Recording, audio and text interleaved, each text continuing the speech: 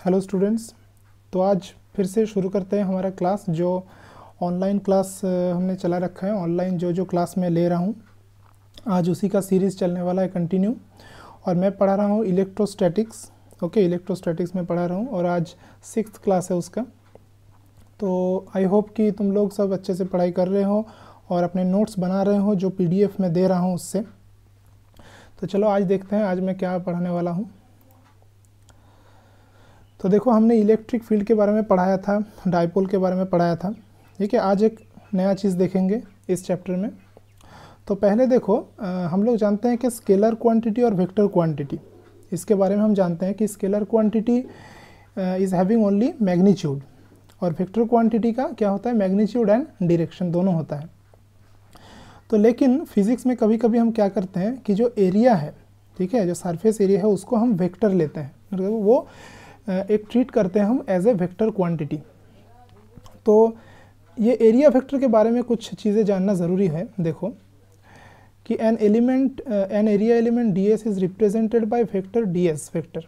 तो देखो, ये जो ds ऊपर एक वेक्टर साइन है, इससे हम रिप्रेजेंट करते हैं एरिया वेक्टर को, इसको कहते हैं एरिया वेक्टर। अब इसको रिप्रेजेंट कैसे करते हैं, जैसे देखो इस डायग्राम पे ये है एक एरिया और इस एरिया के ऊपर एक से नॉर्मल एक वेक्टर है जो कि है ds वेक्टर। अब ये जो नॉर्मल जो वेक्टर देख रहे हो, इसका जो मतलब मैग्नीट्यूड है, मतलब इसका लेंथ कितना होगा, वो होगा इस एरिया एलिमेंट के इक्वल। ये ds जो एरिया है, ये इसका जो वैल्यू होगा वो होगा इसका लेंथ। ठीक है, और डायरेक्शन किस तरफ होगा, डायरेक्शन होगा जो एरिया है उसके ऊपर नॉर्मल। ठीक है, यहाँ पे देखो लिखा हुआ है भाई, the length of the area vector ds represent the magnitude of the area element ds। Okay, और देखो डायरेक्शन हम कन्वेंशनली क्या लेते हैं कि अगर कोई क्लोज्ड सरफेस हुआ, ऐसे कोई क्लोज्ड सरफेस हुआ, तो उसका जो बाहरी जो एरिया है उसका डायरेक्शन किस तरफ होगा, या तो वो नॉर्मली आउटवर्ड होगा या नॉर्मली इनवर्ड होगा। लेकिन कन्वेंशनली हम लेते हैं कि उसका डायरेक्शन होगा आउटवर्ड। ठीक है, तो इसीलिए देखो यहाँ पे नोट लिखा हुआ है, conventionally it is Poynting outward from the closed surface. मतलब कि जिस तरफ क्लोज्ड है उससे बाहर की तरफ नॉर्मली हम दिखाते हैं। जैसे कि मान लो कोई स्फीयर है, तो स्फीयर के जो सरफेस है उसके ऊपर अगर एरिया वेक्टर हम दिखाना चाहें तो उस स्फीयर के ऊपर ऐसे, मान लो स्फीयर का ये सरफेस है तो इसके ऊपर ऐसे करके नॉर्मली हम दिखाएंगे उसको। तो ये एक चीज़ जानना ज़रूरी है क्योंकि ये हमको काम आने वाला है। अच्छा, अब देखते हैं हमारा जो नेक्स्ट फिजिकल क्वांटिटी है यहाँ पे, वो है इलेक्ट्रिक फ्लक्स। तो इलेक्ट्रिक फ्लक्स किसको कहते हैं, देखो पहले पिछले क्लास में मैंने बताया था कि इलेक्ट्रिक लाइन्स ऑफ फोर्स के बारे में मैंने बताया था। Electric lines are such imaginary lines that represent the direction of the electric field। अर्थात क्या कि इलेक्ट्रिक फील्ड का जो दिशा है वो दिखाता है लाइन्स ऑफ फोर्स, और lines of force imaginary lines है कुछ। तो जैसे यहाँ पे देख सकते हो इस डायग्राम पे कि लेफ्ट टू राइट एक इलेक्ट्रिक फील्ड है और ये लाइन्स ऑफ फोर्सेस है। अब ये एक सरफेस है, ठीक है, ये एक सरफेस है। अब इसके ऊपर फ्लक्स जो है ये कैसे डिफाइन होता है वो हम देखते हैं। देखो, the electric flux through a surface held inside an electric field. मतलब कि एक सरफेस अगर इलेक्ट्रिक फील्ड के अंदर रहा तो क्या होगा, represents the total number of electric lines of force crossing the surface in a direction normal to the surface. मतलब कि एक इलेक्ट्रिक फील्ड मान लो एक जगह पे है, वहाँ पे अगर हमने एक सरफेस रख दिया, ठीक है, एक सरफेस है, तो उस सरफेस के through total number of lines of force जितना जाएगा नॉर्मली, मतलब नॉर्मली जो निकलेगा लाइन्स ऑफ फोर्स, ठीक है, टोटल नंबर ऑफ जो लाइन्स ऑफ फोर्स उस टोटल सरफेस से निकलेगा वो होगा हमारा इलेक्ट्रिक फ्लक्स, उसको हम कहेंगे इलेक्ट्रिक फ्लक्स। देखो इलेक्ट्रिक, अगर कोई भी जगह पे मान लो इलेक्ट्रिक फील्ड इंटेंसिटी का वैल्यू ज़्यादा है तो उसमें ज़्यादा से ज़्यादा लाइन्स ऑफ फोर्स रहेंगे, और अगर वैल्यू कम है इलेक्ट्रिक फील्ड का तो वहाँ पे कम लाइन्स ऑफ फोर्स रहेंगे। ठीक है, तो बेसिकली इलेक्ट्रिक फ्लक्स जो है वो एक स्केलर क्वांटिटी है। क्यों, क्योंकि एक नंबर को दर्शाता है कि total number of lines of force, तो एक नंबर को दर्शाता है, इसलिए ये एक स्केलर क्वांटिटी है। तो ये हो गया हमारा इलेक्ट्रिक फ्लक्स। अब हम देखते हैं कि इसको हम रिप्रेजेंट कैसे कर सकते हैं मैथमेटिकली। तो देखो, relation between electric field intensity and electric flux. तो यहाँ पे जो मेन चीज़ जानना ज़रूरी है कि इसको हम डिफाइन कैसे करते हैं। और हाँ, इलेक्ट्रिक फ्लक्स को हम फाई से डिफाइन करते हैं, इसको कहते हैं फाई। ठीक है, तो फाई से हम इलेक्ट्रिक फ्लक्स को डिफाइन करते हैं, मतलब रिप्रेजेंट करते हैं। तो देखो यहाँ पे जो इलेक्ट्रिक फील्ड है, देखो यहाँ पे, और ये जो सरफेस है इसका मान लो एरिया वेक्टर है ds, ठीक है। ये जो ds है, यहाँ पे ds है इसका एरिया वेक्टर। यहाँ पे मान लो एक छोटा सा हमने एरिया ले लिया है, ठीक है। और इस एरिया के ऊपर जो इलेक्ट्रिक फील्ड है, ठीक है, उसका डायरेक्शन और ये ds का डायरेक्शन, इसके बीच में मान लो थीटा एंगल है, ठीक है। कोई भी एक सरफेस है तो सरफेस का जो एरिया वेक्टर होगा, अभी मैंने पढ़ा है एरिया वेक्टर, उसका एक दिशा होगा, एक डायरेक्शन होगा, और उस एरिया एलिमेंट पे उसके थ्रू जो इलेक्ट्रिक फील्ड जा रहा है उसका भी एक डायरेक्शन होगा।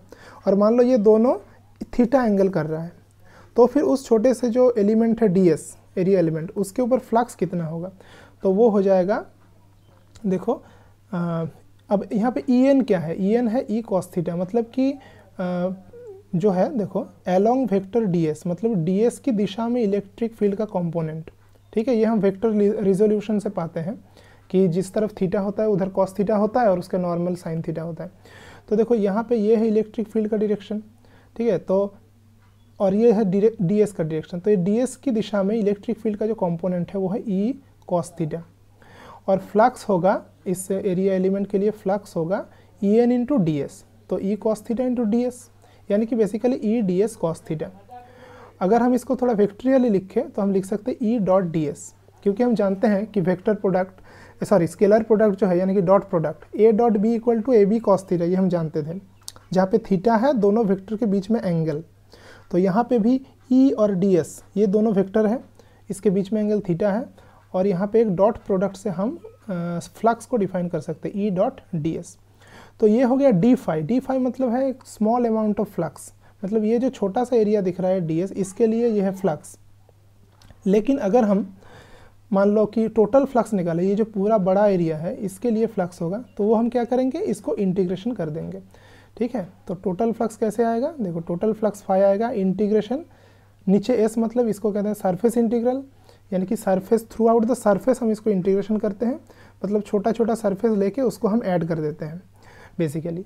तो ये हो जाएगा E dot ds, integration of E dot ds। तो ये हो गया फॉर्मूला, इस फॉर्मूला को याद रखना है, ठीक है, कि phi equal to integration E dot ds। और देखो ये जो यूनिट है ये है न्यूटन मीटर स्क्वायर पर कूलम, ये भी याद रखना बहुत ज़रूरी है, बहुत बार क्वेश्चन में आ चुका है। यूनिट कैसे आया, देखो इलेक्ट्रिक फील्ड का जो यूनिट था वो मैंने बताया था न्यूटन पर कूलम, है ना, न्यूटन, और ये देखो पर कूलम। अब इसके साथ ये ds मल्टीप्लाई हो गया है इलेक्ट्रिक फील्ड के साथ। अब ds क्या है, एरिया है, एरिया का यूनिट क्या है, मीटर स्क्वायर, तो एक मीटर स्क्वायर यहाँ पे आ गया, तो ये यूनिट हो गया न्यूटन मीटर स्क्वायर पर कूलम, ठीक है। तुम लोग क्या करना कि घर में इसको थोड़ा सा प्रैक्टिस कर लेना और इसको ज़रूर याद रखना, इस यूनिट को, ठीक है। चलो अब देखते हैं, एक छोटा सा प्रॉब्लम देखते हैं, ठीक है, इस इलेक्ट्रिक फ्लक्स के रिलेटेड। चलो, if the electric field is given by this, देखो electric field is a vector quantity, एक वेक्टर क्वांटिटी, तो इसको इस तरह से रिप्रेजेंट करते हैं 6i + 3j + 4k, जहाँ पे i j k ये है unit vectors along x y and z axis respectively, है ना। तो ये हो गया unit vector i j k।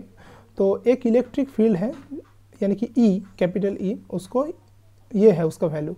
Calculate the electric flux through a surface of area 20 units lying in YZ plane. तो YZ plane के ऊपर, ठीक है, यहाँ पे मैंने देखो डायग्राम ड्रॉ किया है, x y और नीचे है z।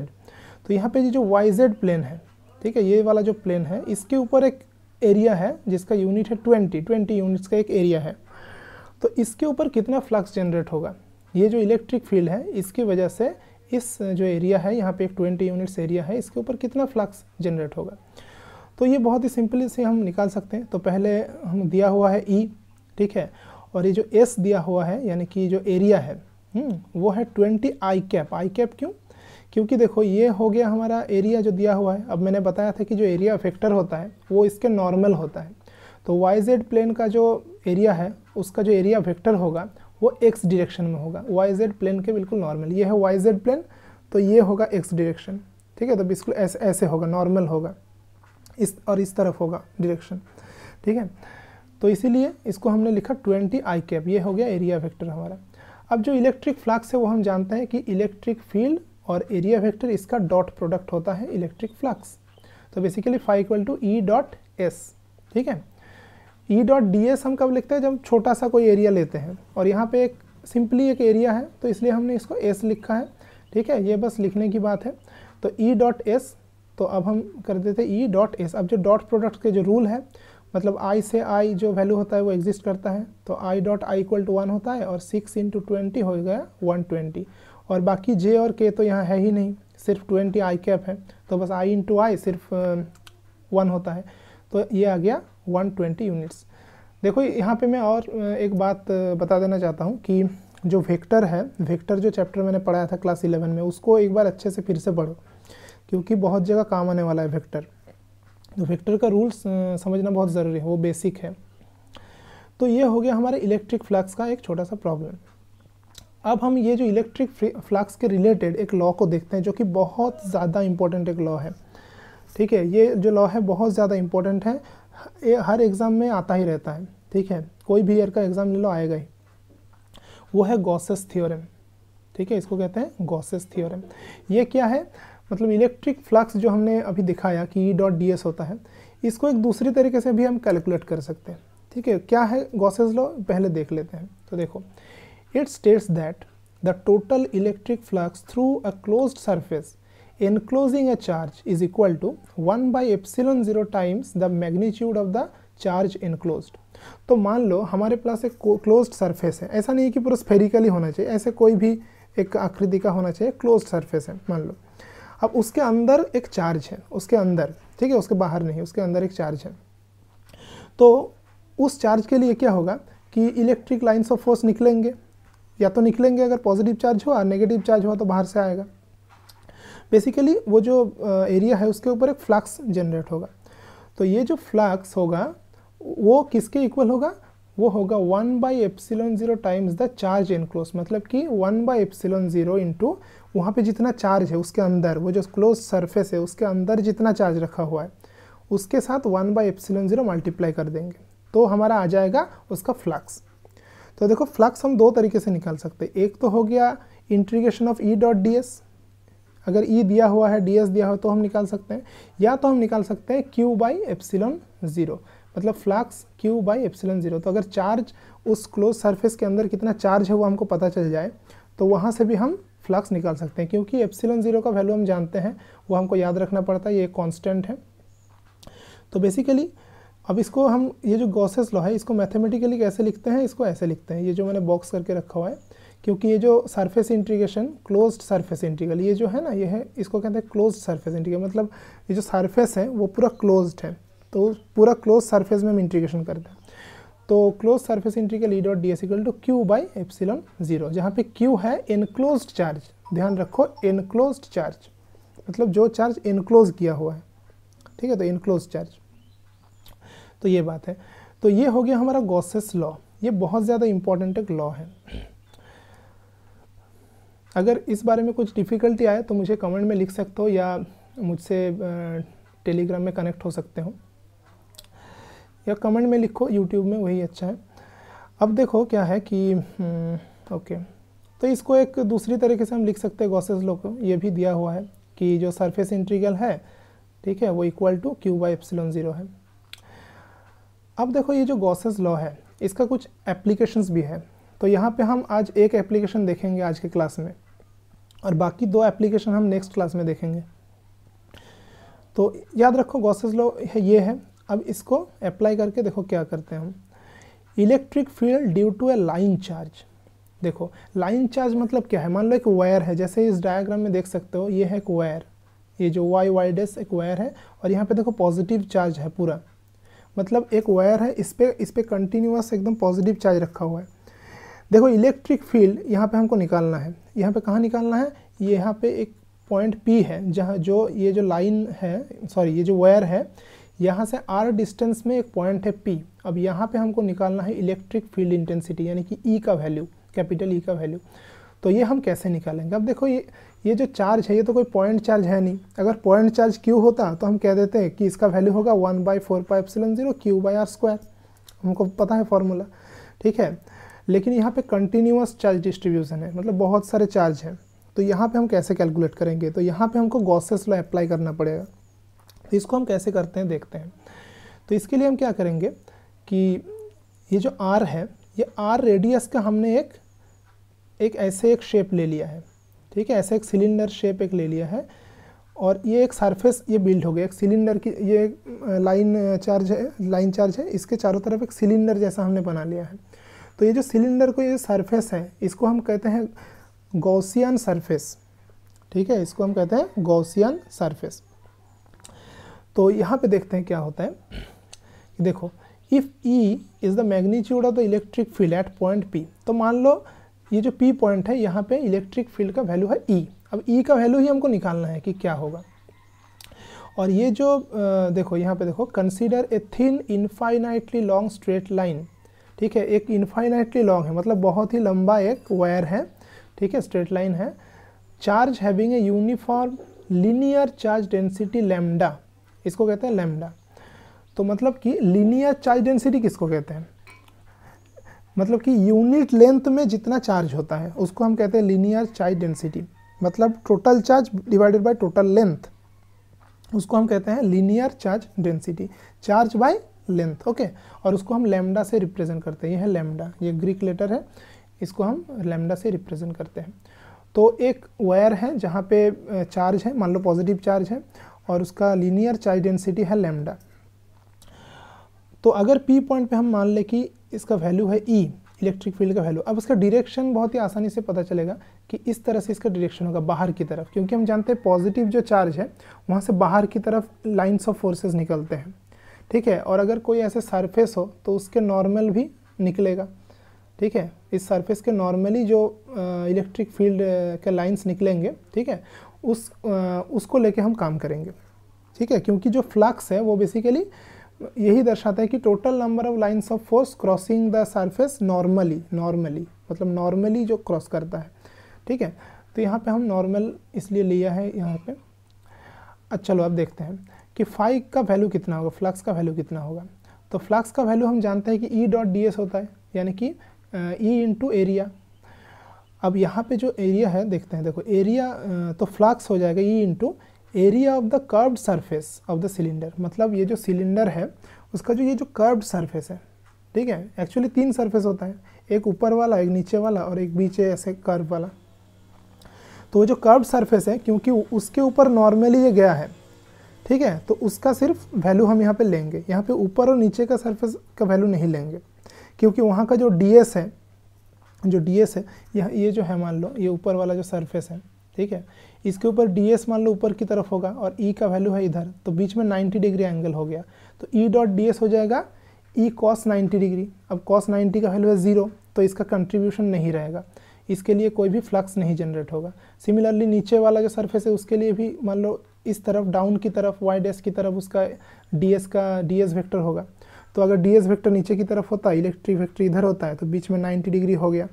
तो यानी कि अगर हम फ्लक्स निकालें कि E.ds, तो E.ds cos थीटा मतलब cos 90, तो cos 90 का वैल्यू 0, वो भी 0 आ गया। लेकिन जो कर्व्ड सरफेस है वहाँ पे अगर हम ये जो छोटा हम ds एक वेक्टर लिए हैं, इसका डायरेक्शन भी इधर ही होगा, मतलब जिस तरफ इलेक्ट्रिक फील्ड है उसी तरफ उसका डायरेक्शन होगा, मतलब कि जिस तरफ इलेक्ट्रिक फील्ड उसी तरफ ds का डायरेक्शन, तो बीच में 0 डिग्री एंगल बन गया। यानी कि E.ds अगर हम करेंगे तो E.ds cos 0 डिग्री, cos 0 का वैल्यू 1 होता है, इसलिए ये वाला कंट्रीब्यूट करेगा फ्लक्स के लिए। तो इसीलिए हमने क्या किया कि जो फाई फ्लक्स है वो है E इंटू 2πRL। 2πRL क्यों? क्योंकि जो एक सिलेंडर होता है उसका जो कर्व सरफेस होता है उसका वैल्यू ये होता है 2πRL, ठीक है, ये जियोमेट्री का फॉर्मूला है, मेंसुरेशन का फॉर्मूला है कि 2πRL होता है एक जो सिलेंडर है उसका जो कर्व सरफेस होता है उसका वैल्यू। तो ये हो गया फ्लक्स, ये फॉर्मूला हमने पाया। अब देखते हैं क्या होता है। अब जो गॉसेस लॉ है, अकॉर्डिंग टू गॉसेस लॉ, वो होता है फाई इक्वल टू Q/ε0, जहाँ पे Q है एनक्लोज्ड चार्ज, मतलब ये जो गॉसियन सरफेस है, ये जो सिलेंडर बनाया है, इसके अंदर जो चार्ज है वो अगर Q हुआ तो ये जो फ्लक्स है अकॉर्डिंग टू गॉसेस लॉ इसका वैल्यू होगा Q/ε0। अब Q कितना होगा, यानी कि उसका जो चार्ज अंदर जो चार्ज है, ये जो गॉसियन ये जो सरफेस है, ये सिलेंडर, इसके अंदर कितना चार्ज है। तो देखो इसका लेंथ जो है लिया है हमने L, दिख रहा है L, और इसका लीनियर चार्ज डेंसिटी मतलब पर यूनिट लेंथ में, ठीक है, इसका चार्ज है लैम्डा। तो फिर एल लेंथ में चार्ज कितना होगा, लैम्डा इंटू एल, ठीक है, यूनिट लेंथ में चार्ज लैम्डा, तो फिर एल अमाउंट ऑफ लेंथ उसमें कितना चार्ज होगा, लैम्डा इंटू एल। तो इसीलिए जो एनक्लोज चार्ज है इसका वैल्यू हो गया Q equal to lambda into l, यानी कि फाई जो होगा वो होगा लैम्डा एल बाई एप्सिलॉन 0। तो यहाँ से गॉसेस लॉ से एक हमको फाई मिला और एक कन्वेंशनल वे में हमको एक फाई मिला, इन दोनों को इक्वल कर देंगे तो दिस इक्वल टू दिस। तो यहाँ से हमको ई का वैल्यू आ जाएगा ये, इसको हम थोड़ा सा और तरीके से लिखेंगे तो इसको लिखेंगे 1/4 pi epsilon 0 2 lambda by r, ठीक है, 2 से ऊपर नीचे मल्टीप्लाई कर दो। ऐसा क्यों किया, क्योंकि ये जो 1/4 पाई एप्सिलॉन 0 है इसका वैल्यू होता है 9 × 10⁹ ऐसा यूनिट में, तो ये हमको याद रखना, मतलब याद रखने में आसानी है, इसलिए हमने ऐसा किया है। तो ये फॉर्मूला याद रखो, ये जो मैंने बॉक्स बनाया है equal to 1/4 pi epsilon 0 2 lambda by r. तो ये हो गया एक लाइन चार्ज के लिए उसका जो लाइन चार्ज है उससे आर डिस्टेंस में जो इलेक्ट्रिक फील्ड होता है उसका वैल्यू। अब यहाँ पे एक छोटा सा प्रॉब्लम मैंने दिया है इस क्लास में, इसको कर लेना। बेसिकली एक स्फेरिकल गॉसियन सरफेस एनक्लोज्ड ए चार्ज, मतलब एक स्फेरिकल गॉसियन सरफेस है, उसके अंदर चार्ज है इतना, तो फ्लक्स कितना होगा, तो फ्लक्स वही गॉसेस लॉ के अकॉर्डिंग होता है एनक्लोज चार्ज बाय एप्सिलॉन 0। तो एनक्लोज चार्ज का वैल्यू ये है, दिया हुआ है एप्सिलॉन 0 का ये जो वैल्यू है ये हमको याद रखना पड़ेगा, ठीक है, इसको याद रखो 1/एप्सिलॉन 0 का वैल्यू। तो ये आ गया। और क्या क्या कि if the radius of the Gaussian surface is doubled how would flux change. तो अगर ये गॉसियन सरफेस मान लो ऐसा था, अब मान लो ऐसे बड़ा हो गया है, तो उसकी वजह से फ्लक्स चेंज नहीं होगा। क्यों नहीं होगा, क्योंकि इसके अंदर जो चार्ज है वो तो वही है, वो तो चेंज नहीं हुआ है ना। तो इसलिए अंदर चार्ज अगर वही है तो जो फ्लक्स होगा वो भी उतना ही होगा, इसलिए यहाँ कह रहा है कि there is no effect of the electric flux. तो एक छोटा सा प्रॉब्लम था। और लास्ट में मैं एक चीज़ बहुत ही ध्यान से सुनो, इसको मैं बता रहा हूँ कि अगर एक गॉसियन सरफेस है या कोई क्लोज सरफेस है, चार्ज अगर उसके बाहर है, ठीक है, तो फिर उस वो जो क्लोज सरफेस है, क्लोज्ड सरफेस है, ध्यान रखो क्लोज सरफेस है, उसका फ्लक्स 0 होगा। मैं फिर से बता रहा हूँ, अगर एक क्लोज सरफेस है और उसके बाहर अगर चार्ज है तो उस क्लोज सरफेस के थ्रू जो फ्लक्स होगा वो 0 होगा। 0 क्यों होगा, क्योंकि मान लो ये क्लोज सरफेस है, तो यहाँ से जो लाइन्स ऑफ फोर्स आएंगे, तो जितना लाइन्स ऑफ फोर्स यहाँ से एंटर करेगा इधर से उतना ही लाइन्स ऑफ फोर्स बाहर भी निकल जाएगा, तो इसीलिए टोटल फ्लक्स 0 हो जाता है। और अगर चार्ज अंदर रहा तो सिर्फ अंदर से मान लो बाहर की तरफ लाइन्स ऑफ फोर्स जाएगा या बाहर से अंदर की तरफ लाइन्स ऑफ फोर्स जाएगा, ठीक है। तो यहाँ पे एक फ्लक्स एक होगा कुछ, लेकिन अगर चार्ज बाहर रहा क्लोज सरफेस के तो फ्लक्स का वैल्यू 0 होगा। तो बस आज के लिए इतना ही, आज का क्लास यही तक था। इसमें बहुत कुछ टॉपिक, इंपॉर्टेंट टॉपिक है, बहुत ज़्यादा इंपॉर्टेंट टॉपिक है गॉसेस लॉ, तो ये मैंने आज पढ़ाया। और जो मैंने यहाँ पे मार्क किया हुआ है इससे नोट्स बना लेना अपने कॉपी में, इससे पढ़ाई में आसानी होगी। और पढ़ाई करते रहो, हर रोज़ पढ़ाई करो, अच्छे से रिवीजन करते रहो। जब तक लॉकडाउन अभी चल रहा है, लॉकडाउन चल रहा है, तो घर में रह के पढ़ाई करो। मैं भी घर में बैठ के अभी लेक्चर बना रहा हूँ, तो तुम लोगों का पढ़ाई नहीं रुके, इसलिए मैं लगातार वीडियोस बना रहा हूँ। तो तुम लोग भी पढ़ाई करते रहो, ठीक है। ठीक है, तो फिर नेक्स्ट क्लास में हम मिलते हैं। और मेरा जो यूट्यूब चैनल है इसको सब्सक्राइब कर लेना, ताकि अगला जो क्लास मैं अपलोड करूँगा उसका नोटिफिकेशन तुमको मिल जाए। और ये जो PDF मैंने बनाया है, ये PDF तुमको मिल जाएगा मेरा टेलीग्राम चैनल में, उसका जो लिंक है वो मैं डिस्क्रिप्शन में दे दूँगा नीचे, ओके। तो ठीक है, आज के लिए इतना ही, अब अगले क्लास में मिलते हैं।